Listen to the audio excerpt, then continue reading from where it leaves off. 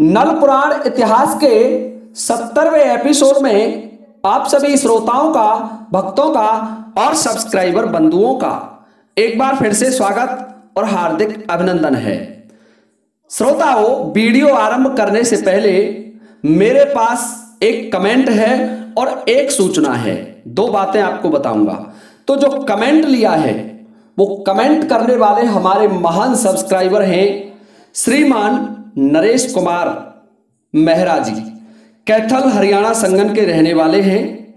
बड़े अच्छे, बड़े महान सब्सक्राइबर हैं और लिखते हैं कि गुरुजी आप प्रतिदिन वीडियो डाला करें, चाहे वीडियो 15 से 25 मिनट के बीच में ही क्यों ना हो। जब आप वीडियो नहीं डालते तो बेचैनी होने लगती है। तो देखिए श्रीमान नरेश कुमार मेहरा जी, मैं आपका YouTube चैनल अद्भुत कहानी स्टार पर स्वागत और हार्दिक अभिनंदन करता हूं। और साथ ही मेरे श्रोताओं से एक निवेदन भी करूंगा कि YouTube की तरफ से हमारे पास एक फीचर, एक विशेषता, यानी हमें एक कहना चाहूंगा इनाम के तौर पर एक फीचर मिला है YouTube से, और वो है कि हमारे पास एक टैग प्रोडक्ट का ऑप्शन आया है और उसमें आपको कुछ प्रोडक्ट्स दिखाई देंगे वीडियोस के ऊपर। यदि आप वहां से क्लिक करके एक भी प्रोडक्ट पर क्लिक करते हैं तो उससे हम जो वीडियो बनाते हैं उस वीडियो में हमें बहुत फायदा मिलने वाला है और आप सभी का आशीर्वाद उससे हमें मिलता रहेगा। तो आप एक बार उस प्रोडक्ट पर क्लिक करना ना भूलें। ये आपसे मैं एक निवेदन कर रहा हूं कि आप जहां प्रोडक्ट दिखे, प्रोडक्ट सर्च करें और उसको देख लें, तो उससे YouTube पर हमारी एक अलग ही वैल्यूएशन बनेगी। यदि आपका सहयोग रहा तो वहां से भी हमें फायदा मिलेगा। तो आइए श्रोताओं, आज का वीडियो मैं आपकी सेवा में प्रस्तुत कर रहा हूं। 69वें एपिसोड में मैंने आपको बताया था कि राजा नल और मनसुख गुर्जर दोनों साधु का रूप धारण कर लेते हैं और साधु का रूप धारण करके जो प्रजापति की पुत्री जिसका नाम सरवत था, वो सरवत उन्हें भेज देती है चंपा और चंदन के घर। श्रोताओं, राजा नल चंपा और चंदन के घर की तरफ चल देता है। साथ में उनका पगड़ी पलटा यार मनसुख गुर्जर भी जा रहा है।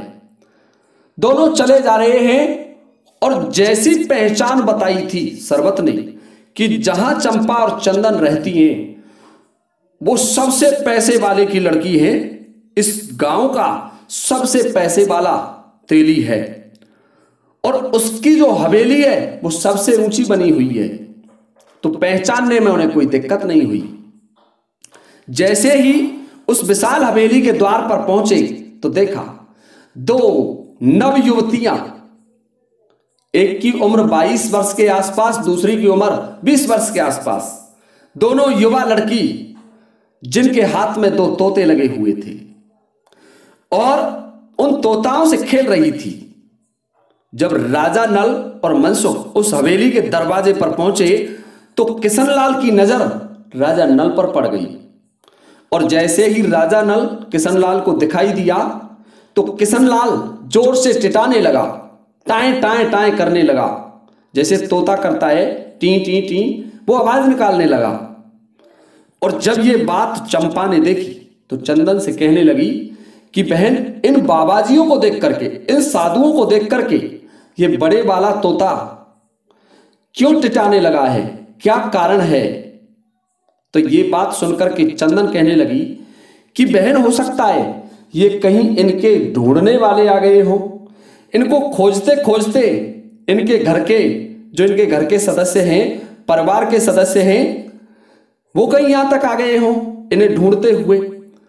तो ये बात जब चंपा ने सुनी तो चंदन से कहने लगी कि चंदन, जादू का पिटारा खोल और इनको भी तोता बना देते हैं। और जैसे ही नल ने सुना तो मनसुख से कहने लगा, मनसुख वापस लौट। मनसुख बोला, क्यों? कि जल्दी से वापस आ जाओ, नहीं तो हमें भी यहीं तोता बन के रहना पड़ेगा, हम भी यहां तोता बन जाएंगे। श्रोताओं, दोनों राजकुमारों को तोता के रूप में देख करके राजा नल और मनसुख दोनों वापस लौट आते हैं। और उसी प्रजापति के घर आ जाते हैं। प्रजापति के घर आकर कहने लगे, और उस प्रजापति के घर आकर प्रजापति से कहने लगे कि हे भाई, आज से तुम हमारे पगड़ी पलटा मित्र हो। पगड़ी पलटा यार बना लिया प्रजापति को, और कहने लगे कि इस देश में केवल आप ही ऐसे हैं जो हमारी सहायता कर सकते हैं। आप बताइए कि हमारे दोनों राजकुमार हमें कैसे मिल सकते हैं।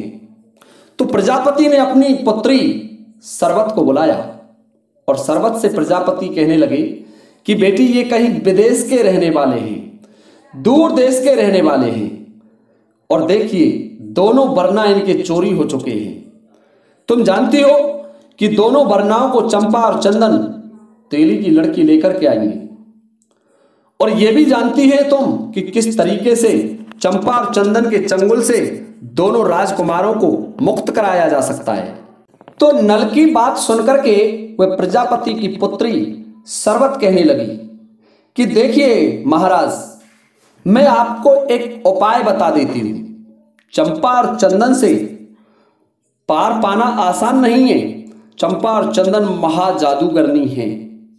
उनके समान श्रेष्ठ जादूगरनी पूरे बंगाल देश में नहीं मिलेगी, और मैं भी उनका मुकाबला नहीं कर सकती। परंतु ये बता देती हूं आपको कि आज से 1, 2 या 3 दिन बाद दोनों चंपा और चंदन जो तेली की पुत्री हैं, उन दोनों राजकुमारों को लेकर के बंगाले की काली देवी के मंदिर में जाएंगी।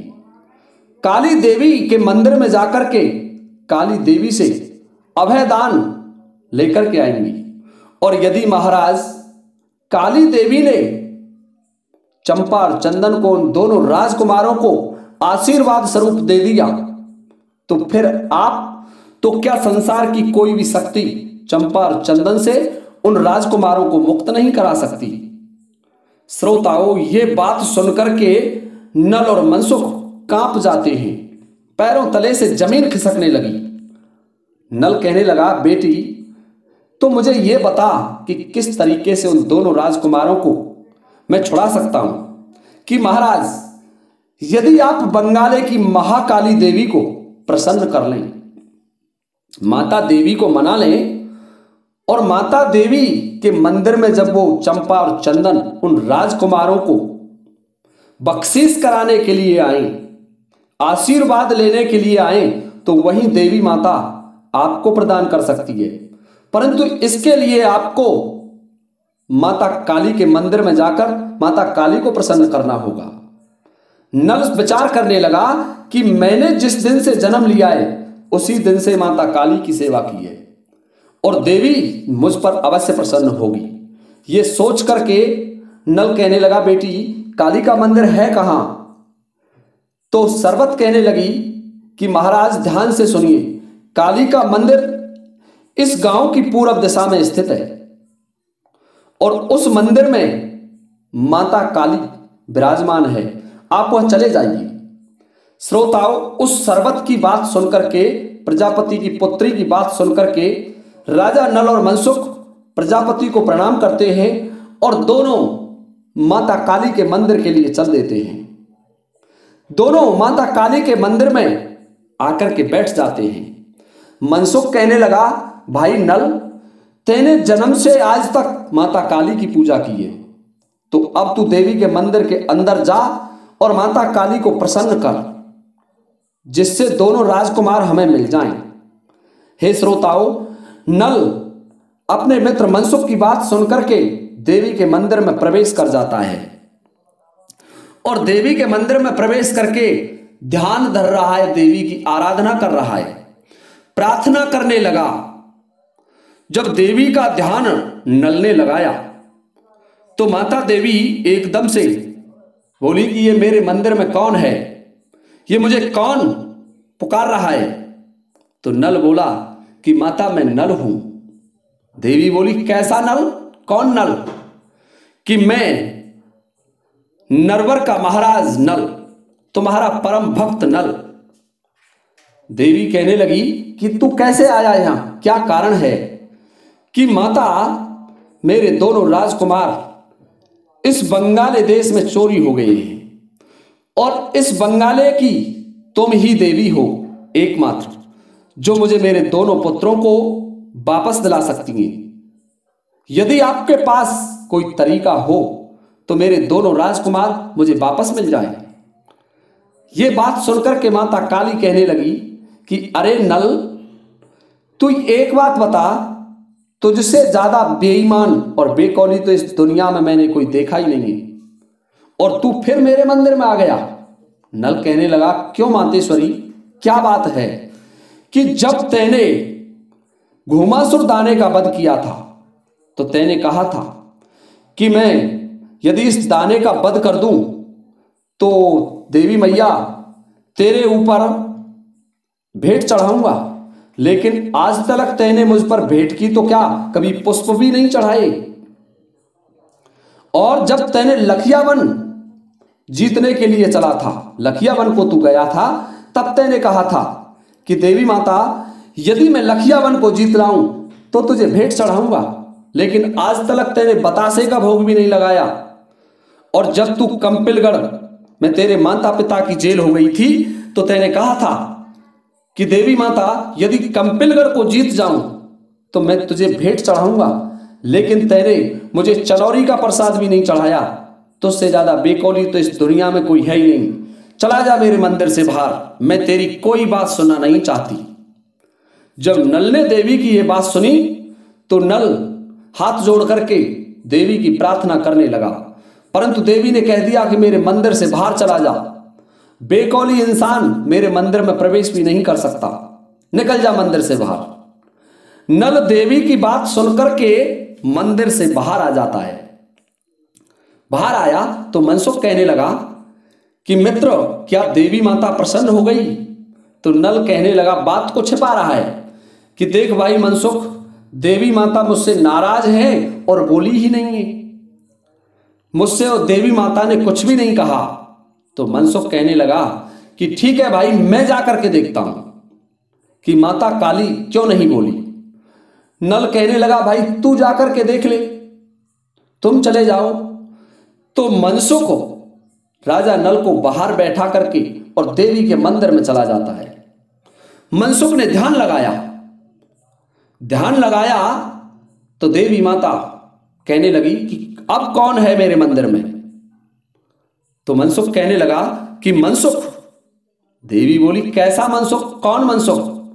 कि शाह नुमाने का महाराज मनसुख, राजा नल का मित्र मनसुख। तो देवी मैया पूछने लगी कि मनसुख क्या कह रहा है, राजा नल का मित्र? कैसा मित्र है तू? इस दुनिया में 4 प्रकार के मित्र होते हैं, तू बता किस तरीके का मित्र है? नल ये बात सुनकर के मनसुख कहने लगा कि माता, मैं वो मित्र हूं जो नल के लिए अपने प्राण दे सकता हूं, सब कुछ नौछावर कर सकता हूं।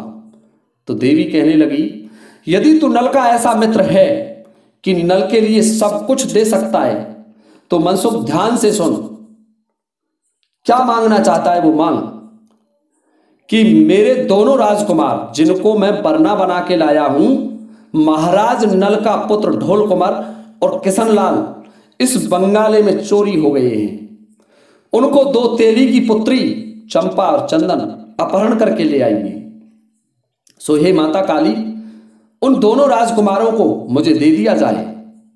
तो देवी माता कहने लगी, ठीक है मनसुख, दोनों राजकुमार तो मिल जाएंगे, परंतु इसके बदले में तेरे इकलौते पुत्र की भेंट मेरे मंदिर में चढ़ानी होगी। तेरी रानी कश्मीरा की गोदी में 6 महीने का राजकुमार है तेरे, और उस राजकुमार की भेंट मेरे मंदिर में ला करके चढ़ा दे तो तुझे तेरे दोनों राजकुमार मिल जाएंगे, दोनों वरना तुझे वापस मिल जाएंगे। नल जब मनसुख ने माता देवी की ये बात सुनी तो मंदिर से बाहर आ गया, और मंदिर से बाहर आकर के नल से कहने लगा कि मित्र, मैं जहां सेना पड़ी हुई है सेना को देखने जा रहा हूं। नल कहने लगा, मित्र देवी माता ने क्या कहा, कुछ हाँ भरी या नहीं भरी? तो मनसुख कहने लगा कि देवी माता ने हाँ कर दी है, और आज से 3 दिन बाद दोनों राजकुमार हमें मिल जाएंगे। तो नल प्रसन्न हो जाता है और नल से मनसुख कहने लगा कि तुम इसी मंदिर पर रहो और मैं जा रहा हूं, सेना को देख करके आऊंगा। मनसुख वहां से ये बहाना बनाता है और सेना को देखने के बहाने से चल देता है और जहां सेना का पड़ाव लगा हुआ है, शिविर पड़ा हुआ है, वहां आ जाता है और वहां आकर के सेना को देखा, सेनापतियों को देखा। महाराज बुद्ध, राजा भीम और लाखा दादा से कहा कि आपको कुछ समय और इंतजार करना होगा, आज से 3 दिन बाद दोनों राजकुमार मिल जाएंगे। और मनसुख गुजर सेनापतियों को समझा करके वीरवरण घोड़े के पास आ जाता है और वीरवरण घोड़े से आकर के कहने लगा कि घोड़े, तू जानता है कि तेरी पीठ पर केवल राजा नल ही सवारी कर सकता है, परंतु हे मित्र, आज एक ऐसी ही विकट परिस्थिति है और तुझे मेरी सवारी झेलनी पड़ेगी। मैं तुझे पीठ पर बैठाना पड़ूंगा और मुझे श्यामनगर ले जाकर के छोड़। ये बात वीरवरण घोड़े ने सुनी तो वीरवरण कहने लगा, महाराज आप चिंता ना करें, मैं आपको 3 घंटे के समय में श्यामनगर छोड़ दूंगा। देखिए श्रोताओ, मनसुख गुजर वीरवरण घोड़ा की पीठ पर सवार हो जाता है और वीरवरण घोड़ा को लेकर के चल देता है स्याहनुमाने की तरफ। राजा नल का वीरवरण घोड़ा जो वायु के वेग से उड़ता था, मनसुख गुजर को पीठ पर बैठाया और आकाश में उड़ गया और 3 घंटे का समय मार्ग में लगा और श्यामनगर में आकर के पहुंच जाता है। 3 घंटे के समय में मनसुख श्यामनगर आ गया और श्यामनगर में आकर के महलों में उतरा तो रानी कश्मीरा छत पर अपने 6 महीने की राजकुमार रूपचंद को खिला रही थी। देखिए श्रोताओ, जब कश्मीरा ने देखा कि ना हाथी है, ना घोड़ा है, फौज पलटन कुछ भी नहीं है और महाराज अकेले चले आए, तो कश्मीरा महल से नीचे उतरी। महल से नीचे आई, मनसुख का आरता किया और आरता करने के बाद महल के अंदर ले आई। यहां से आगे का जो वर्णन है मैं आपकी सेवा में अगले वीडियो में लेकर के उपस्थित हो जाऊंगा। तब तक के लिए आप सभी से चाहता हूं इस वीडियो को विराम देने की अनुमति। इसी के साथ अब ये वीडियो समाप्त होता है। जय हिंद, जय भारत।